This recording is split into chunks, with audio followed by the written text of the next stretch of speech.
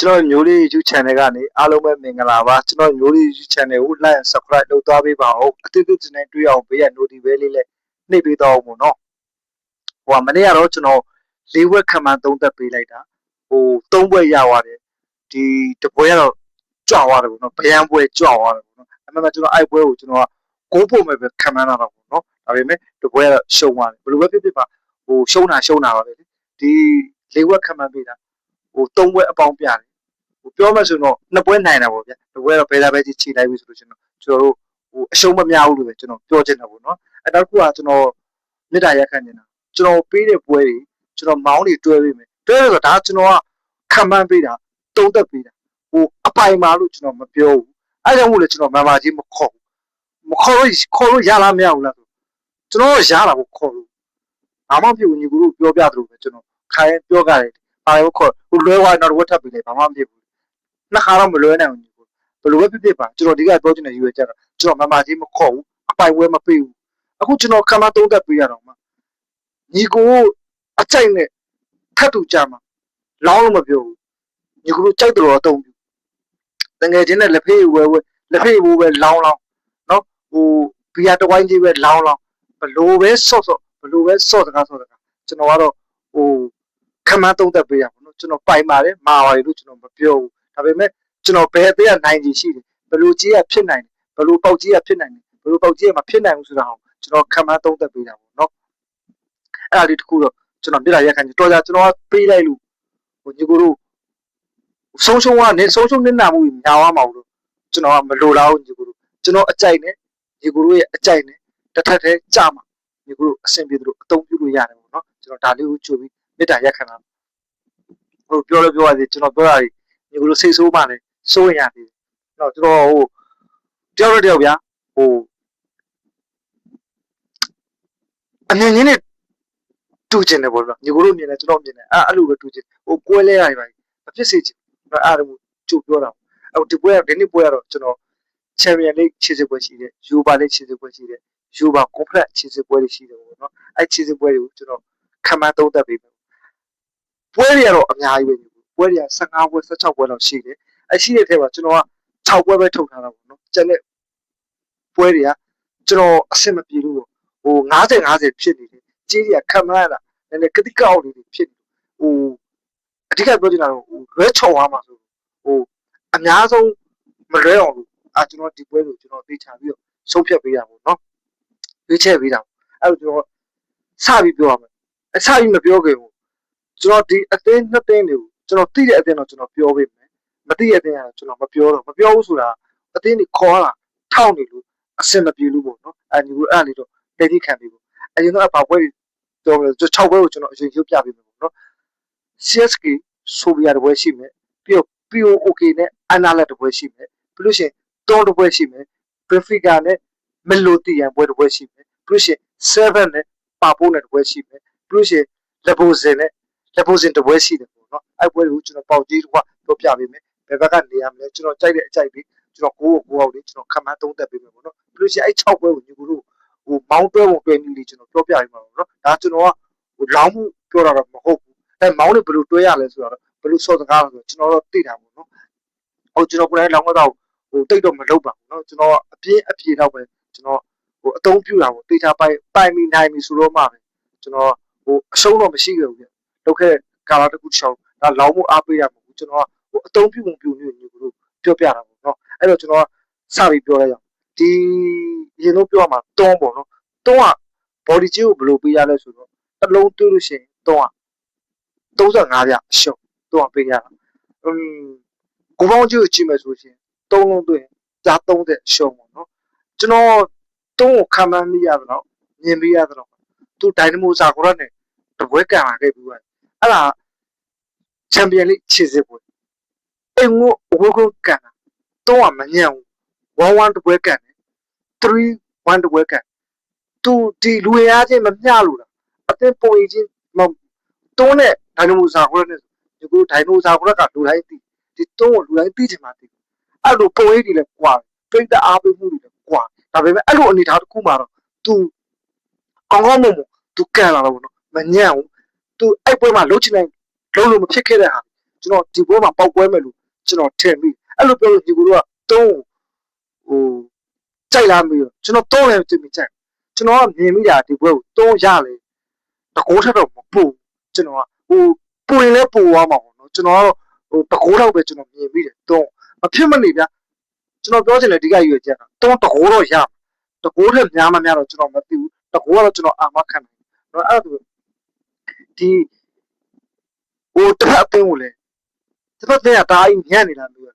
မညံ့ဘူးတစ်ဖက်အသင်းကလည်းတကိုးတော့မဖြစ်မနေတုံးပြန်ပေးရလိမ့်ကျွန်တော်တွေးတော့ကျွန်တော်အတွေ့ကျွန်တော်အမြင်ပြောတာနော်ဒီလိုအဲ့တော့ကျွန်တော်ဒီတုံးတဲ့ပွဲကျွန်တော် body ကိုမကြိုက်ဘူးဂိုးလုံး30အရှုံးကိုကျွန်တော်စိတ်ဝင်စားတယ်အဲ့တော့ကျွန်တော်ဒီပွဲကိုကျွန်တော်3ဂိုးပေါ်လို့ကျွန်တော်ခံမှန်းသုံးသပ်ပေးလိုက်တယ်ပေါ့နော်အဲ့နောက်တစ်ပွဲကဒီ Benfica နဲ့ဘယ်လိုတည်အဲ့ Benfica ဘယ်လိုပေးရလဲသူတို့နှလုံးသွင်း85ပြအရှုံးဂိုးလုံးကြီးကိုကြည့်မယ်ဆိုလို့ရှိရင်4လုံး80ဂိုးလုံးလည်းပြောကြမရှိဘူး body ကြီးလည်းပြောကြမရှိဘူးညတာတယ်တိတ်ပြီးတော့တားကြီးများနေရတော့မရှိဘူးဒီမလိုတည်ရတော့ညီကတို့သိချင်တာသိဒါပေမဲ့ကျွန်တော်လည်းမသိဘူးမလိုတည်ရအောင်ဒါကျွန်တော်ပုံမှန်လေးပြောပြဒါပေမဲ့အခုတော့ကြည့်တော့မှအခုကင်ပြီဆိုတော့မှကျွန်တော်သွားပြီးအချက်တွေလိုက်လေ့လာတော့နော်သူဘလိုတွေနေထိုင်မှုတွေရှိခဲ့လေဘလိုတွေကန်လဲဘလိုတွေပါလဲဘယ်စကားခွက်လဲကန်တာလဲကျွန်တော်ဒါမျိုးတွေကိုပြန်လိုက်ကြည့်ရတော့အခုမှအဲ့တော့ဒီBenficaဘာအောင်လဲပါလဲဆိုတော့ညီကတို့သိပြီးသားဒီမော်ဟိုကန်တော့ရီယိုမက်တစ်ကိုဘလို့ခုခံလဲဆိုတော့ညီကတို့အသိပြီးသားကိုသမားအစကိုတက်တယ်ဒီBenficaဒီအိမ်ဝန်းဆိုမာကျော်တယ်ခံစစ်ကောင်းကိုယ်တိုင်းတိုင်းတွင်းတယ်အတိုင်းအဆမရှိဘူးတွင်းနေတော့ဆွတ်တွင်းတပတ်တည်းကချောင်းနေပြီဆိုဆွတ်တွင်းဒါကြောBenficaကိုကျွန်တော်မြင်တဲ့အမြင်ကိုပြောပြတာပေါ့ဒီနေ့ပွဲမှာလဲနှလုံးကို85ပြအရှုံးဆိုရကြည့်ရတော့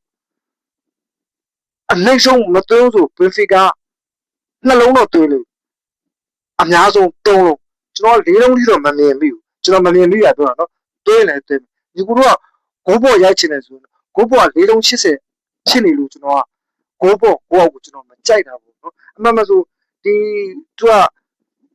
3လုံးထက်ကြော်မယ်ဆိုလို့ရှိရင်3လုံး90 3လုံး80သူအဲ့လိုဖောက်ပေးတာပေါ့နော်အခုက4လုံးသွင်း80ဆိုတော့ဒီဘွဲက4လုံးမသွင်းဘူးတော့ကျွန်တော်များတယ်ဒီ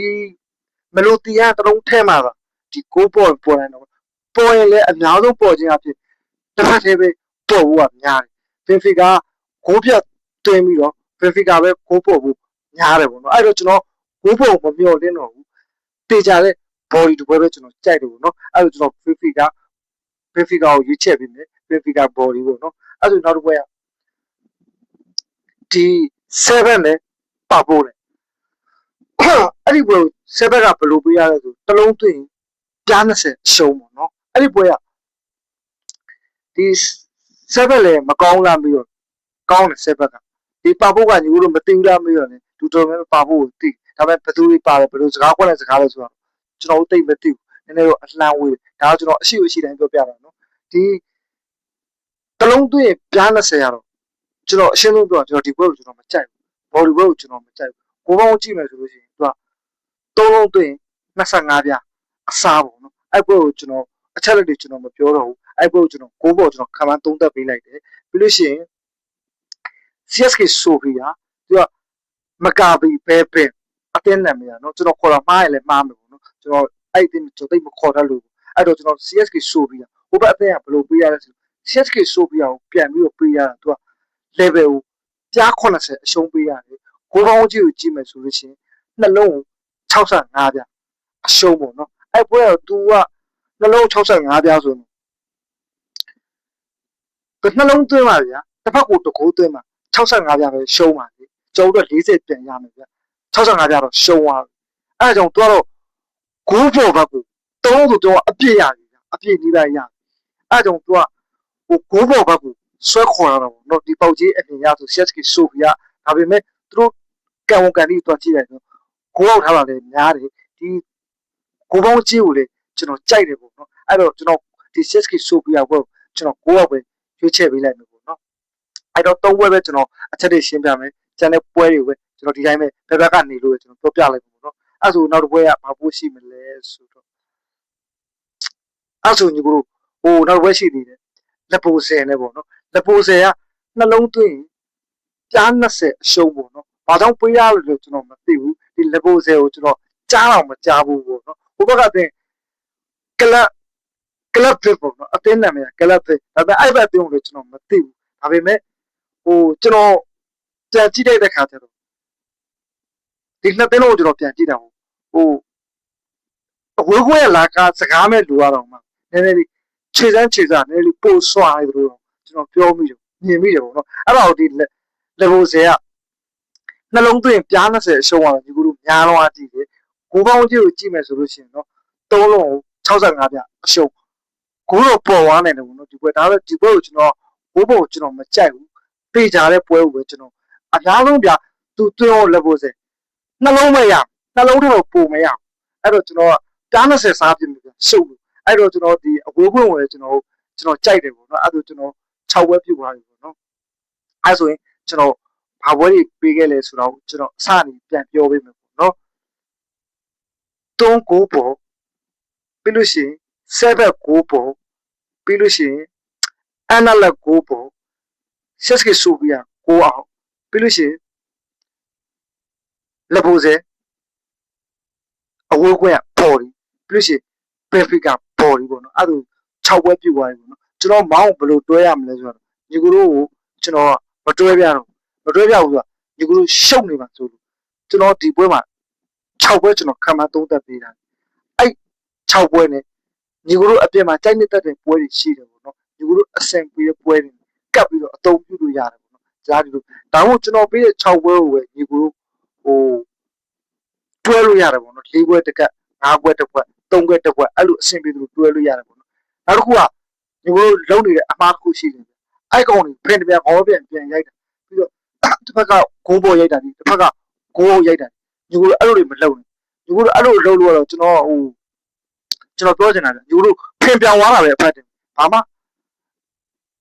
ဖြစ်လာမှာမဟုတ်နှခါဆုံးနေတာမှုလို့များဒါကျွန်တော်စေတနာနဲ့ပြောတာလောင်းသားကိုတိုက်တွန်းတာမဟုတ်ညီကိုတို့လုံးမနေလို့ရှင်အမားတွေကျွန်တော်အကျိုးဆုံးပြပြအောင်လို့ကျွန်တော်ပြောပြတာပေါ့နော်အဲ့လိုဟိုဘက်တစ်ခိုက်ဒီဘက်တစ်ခိုက်တွေမဆိုင်နဲ့ပြီးလို့ရှင်ညီကိုတို့စော့စကားတော့မယ်ဆိုလို့ရှင်မောင်းဆိုလို့ရှင်ပေါ်လီကိုကျွန်တော်မပြောဘူးနော်မောင်းဆိုလို့ရှင်ညီကိုတို့ဥပမာဆိုကြပါစို့အစောကြီးပွဲ7နာရီ9နာရီ17နာရီ12နာရီအနည်းဆုံး17နာရီပွဲအစောပွဲ3ပွဲရှိလို့ရှင်ညီကိုတို့အဲ့3ပွဲကိုအရင်ဆုံးပါပါလေးစော့စကားပေါ့နော်ဥပမာဆို900ပဲဖြစ်ဖြစ်1000ပဲဖြစ်ဖြစ်ညီကိုတို့တက်နိုင်တဲ့ပမာဏလောက်ပေါ့နော်အဲ့ပွဲကရလာပြီဆိုတော့မှနောက်ကညနေပွဲကိုညီကိုတို့အရင်ကိုဖယ်ပြီးတော့ပြန်ပြီးစော့စကားလို့ရှိရင်ညီကိုတို့အကျိုးပြုတယ်ပေါ့နော်ဒါကကျွန်တော်တောင်းကတော့တိုက်တွန်းတာမဟုတ်ဘူးညီကိုတို့လုံးပုံလုံးနည်းညီကိုတို့လွဲနေမှာဆိုလို့ကျွန်တော်ပြောပြတာပေါ့နော်ဒီထဲမှာကျွန်တော်တဲ့နားတဲ့သူတွေလည်းပါတယ်ကျွန်တော်တဲ့တက်ကြွတဲ့သူတွေလည်းပါရင်ပါမှာပေါ့နော်ဒါကကျွန်တော်သိတဲ့လောက်ကိုကျွန်တော်ဝေမျှပေးတာရှင်းပြပေးရပါတော့ဒီဘောလုံးပွဲအကြောင်းနဲ့ဒီပေါက်ကြီးတွေအကြောင်းကျွန်တော်သိတဲ့လောက်ကလေးလာပြောပြပေးတာပေါ့နော်နောက်တစ်ခုကကျွန်တော်ဒီပွဲကိုတဲ့မမှတ်မိတော့ဘူးဆိုလို့ရှိရင်เนาะကျွန်တော်အဲ့ဒီကျွန်တော်ဒီဗီဒီယိုဒီ YouTube ပေါ်မှာတင်ထားတဲ့